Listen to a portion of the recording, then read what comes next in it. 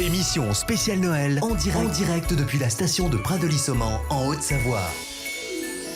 Vous êtes sur Sensation, émission spéciale fête de fin d'année au sport d'hiver depuis la résidence des Soldanelles au Pradely. Un premier invité m'a rejoint au plateau, Jean-Philippe Dabert, bonjour.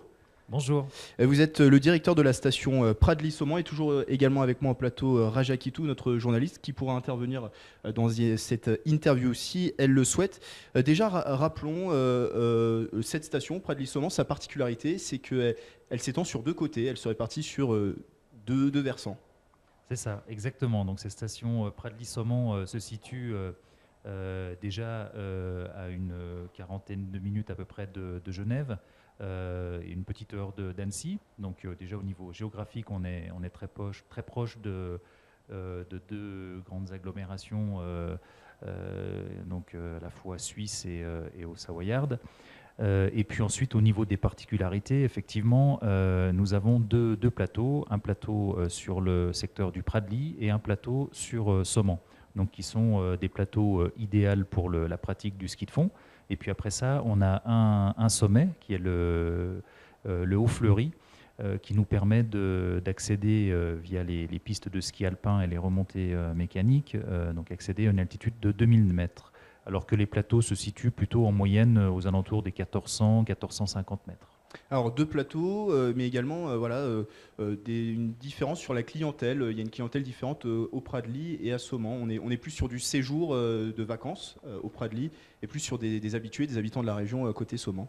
Exactement. Donc on a la chance justement dans cette station d'avoir deux portes d'entrée. Donc une porte d'entrée qui nous permet d'accéder depuis la commune de Taninges et une porte d'entrée depuis le village de Mieuxy. Alors du côté Mieuxy, effectivement, c'est un accès qui est plutôt privilégié pour la clientèle de proximité qui vient justement du bassin genevois et puis également d'Annecy. Et puis côté Pradely, on a plutôt une clientèle de séjour puisqu'on a à peu près 8000 lits, 8000 à 8500 lits donc, qui sont disponibles sur le secteur du Pradely. Revenons sur votre rôle de directeur. Qu'est-ce que ça veut dire justement être directeur d'une station de ski ? Alors, le directeur de la station de ski a en charge la gestion du domaine skiable, donc les remontées mécaniques, les pistes de ski, les secours sur piste, le damage, que ce soit le damage et les secours sur les pistes de ski alpin, les pistes nordiques. Nous avons aussi toute la billetterie, la vente de forfaits, le contrôle d'accès qui est automatisé avec des lecteurs qui se situent au départ de chaque remontée mécanique. Et puis après ça, il y a tous les services disponibles pour nos clients qui sont les services de navette. On a une navette qui tourne dans la station côté Pradely et également une navette sur le secteur Somman. Donc ce sont des navettes qui sont gratuites pour les clients. Qu'ils peuvent utiliser et qui leur permet justement d'accéder aux différents points de départ de remontée mécanique ou aux différents accès sur les pistes de ski de fond, pistes piétonnes également. Ça, c'est une particularité aussi qui est intéressante pour nos clients. Nous avons à peu près une trentaine de kilomètres de pistes de ski de fond, de ski pour les piétons, qui sont accessibles gratuitement. Donc ça, c'est pareil.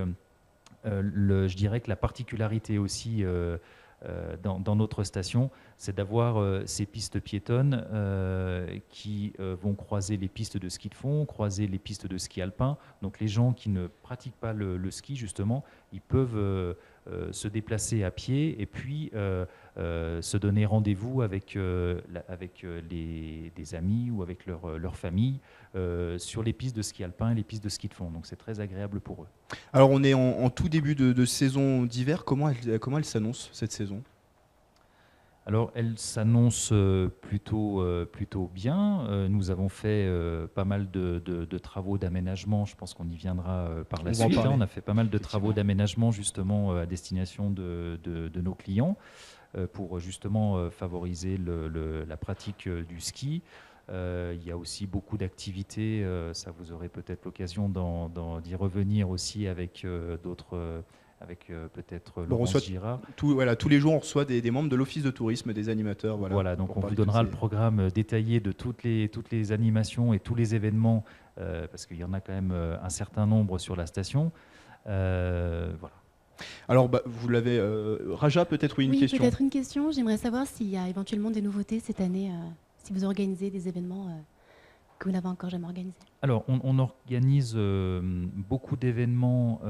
Alors, il y a déjà une date qui est importante, qui est la Grande Odyssée, qui va passer chez nous tout début du mois de janvier. Donc ça, c'est quelque chose qui est récurrent. C'est une animation qui est un événement qui est récurrent depuis quelques années. Donc qui amène beaucoup de monde sur la station. Et puis après ça, on organise différents événements. On a un événement qui est autour du ski de fond, qui est la Festi Nordique. Et donc c'est un événement pour la pratique de toutes les activités nordiques. Donc là, c'est en accès gratuit pour les clients qui le souhaitent. Il y a également l'assaut du Haut-Fleury. Là, c'est une course de ski d'alpinisme qui se passe plutôt dans le courant du mois de février, pendant les vacances de février. Après ça, tout début du mois de mars, on a la traversée de la Rama, donc qui est une grosse course de ski de fond qui rassemble à peu près entre 600 et 800 fondeurs de la région et même du Jura et d'autres départements également. Et puis après ça, on organise cette année un championnat de France pour les écoles privées. Donc ça aura lieu à la fin du mois de mars. Et puis on organise aussi ce sera la 3e édition cette année, un challenge pour l'entreprise Somfy, qui est quand même une grosse entreprise dans la région et avec une renommée importante. Et donc on leur organise un challenge clé en main avec des épreuves de ski de fond, de biathlon, de ski d'alpinisme, de ski alpin avec un slalom parallèle. Et on leur organise justement, donc c'est à destination des salariés de l'entreprise, donc ils passent une journée, donc ça se passe sur le secteur de Soman, on les reçoit et on les prend en main de leur arrivée sur le plateau jusqu'à la fin de journée, avec le repas du midi, le petit déjeuner du matin, etc. On va terminer cette émission par une grande nouveauté pour Pradly-Soman.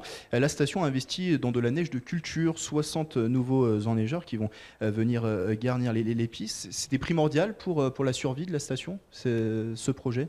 Alors ce projet est très très important pour nous, effectivement. Donc on travaille dessus depuis quelques années maintenant. C'est un projet qui a pour objectif de démarrer la saison le plus tôt possible. C'est vrai qu'on remarque depuis quelques années que la neige arrive un petit peu plus tardivement et on souhaite justement offrir du ski à nos clients le plus tôt possible. Pour nous, l'objectif, c'est de pouvoir démarrer dès le début du mois de décembre.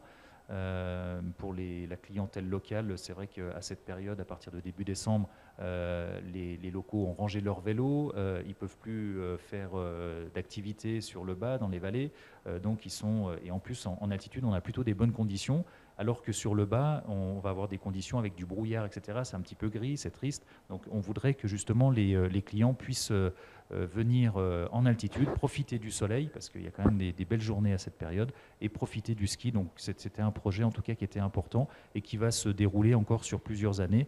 On a fait une grosse tranche de travaux cette année, en 2016. Ça débutait à l'automne 2015, je crois, les travaux. C'est ça, nous avons démarré les travaux pour la réalisation de la retenue, qui est vraiment le premier point. Il faut qu'on puisse d'abord stocker de l'eau, avoir un volume d'eau suffisant. Et puis après ça, on a continué dès le printemps la réalisation de l'installation avec la finition des travaux pour la réalisation de la retenue collinaire. Et après ça, la construction de l'usine à neige et la mise en place des enneigeurs sur les pistes. Donc pour arriver justement à un total cette année on avoisine les 60 enneigeurs. Et à terme, à l'issue de toutes les tranches de travaux qui vont encore se dérouler pour les 2 ans à venir, on aura 120 enneigeurs sur la station. Ce qui représente, on pourra ouvrir à terme, garantir 50% des remontées mécaniques, l'ouverture de 50% des remontées mécaniques. Voilà, c'est ça l'objectif, c'est de pouvoir ouvrir, à partir du moment où on a produit cette neige de culture, de pouvoir ouvrir 50% du parc de remontées mécaniques. Ce qui représente, je crois, 10 km de pistes à peu près, c'est ça ? C'est ça, un petit peu plus de 10 km de pistes qui seront enneigées sur la station, donc ce qui correspond à peu près à un petit peu plus de 20% des pistes qui seront enneigées sur la station. Dernière question très rapidement, un peu technique, comment ça marche un enneigeur ? Je crois, il y a une température minimum quand même pour les faire fonctionner, pour que ça produise de la neige. Voilà, alors avec les dernières technologies, on arrive à démarrer les enneigeurs avec une température humide de -2 degrés.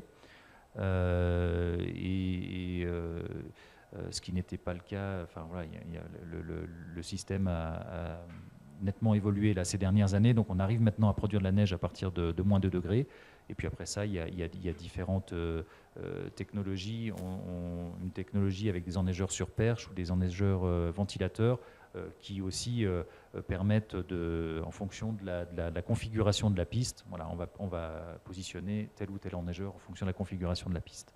Après ça, c'est tout simple, le fonctionnement d'un enneigeur. On envoie de l'air comprimé, de l'eau sous pression, et on produit de la neige. Pas d'additifs, bien sûr, c'est complètement naturel. On ne met pas d'additifs dans l'eau.